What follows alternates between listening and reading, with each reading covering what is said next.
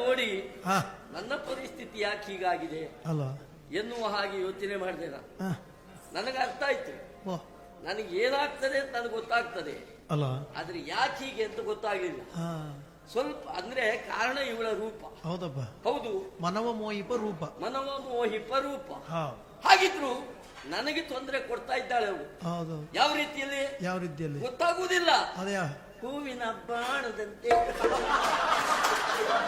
ಯಾರೋ ಪ್ರಾಣದಂತೆ ತೊಂದರೆ ಕೊಡ್ತಾ ಇದ್ದಾಳೆ. ಯಾರಿಗೂ ಗೊತ್ತಾಗುವುದಿಲ್ಲ, ತೊಂದರೆ ಆಗುದು ನಮಗೆ.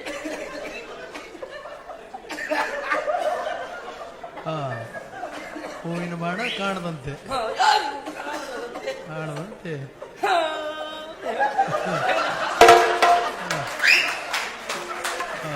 ಸಮಸ್ಯೆ ಆಗುವುದು ಹಾಗೆ. ಹೌದಪ್ಪ,